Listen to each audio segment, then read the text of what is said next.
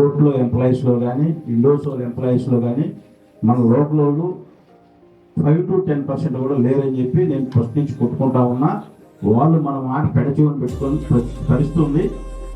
అతి త్వరలో కలెక్టర్ గారి దగ్గర వాళ్ళు కంపల్సరిగా ఎవరైతే వాళ్ళ ఎంప్లాయీస్ డీటెయిల్స్ తీసుకుంటారో తప్పనిసరిగా మీ తరఫున ఈ యువతకి ఎంప్లాయ్మెంట్ ఇచ్చే బాధ్యత నేనే పర్సనల్గా తీసుకుంటా. అవసరమైతే మీకోసం పోరాటం చేయడానికి కూడా నేను రెడీగా ఉన్నా. దాని గురించి కంపల్సరిగా మీకంటే నాకు ఎక్కువ బాధ ఉంది.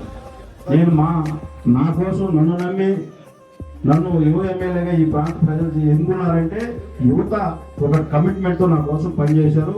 వాళ్ళందరికీ న్యాయం చేయాల్సిన బాధ్యత నాకు ఉంది. తప్పనిసరిగా ఒక నెలలోపే ఎవరైతే బయట ఎంప్లాయీస్ ఉన్నారో వాళ్ళందరినీ కూడా కలెక్టర్ గారు మొత్తం డేటా తీసుకుంటాడు. కోర్టులో కానీ ఇండోసోల్లో కానీ తప్పనిసరిగా 100%, దాంట్లో 75% కంపల్సరిగా లోకల్ ఎంప్లాయీస్ ఉండాలి.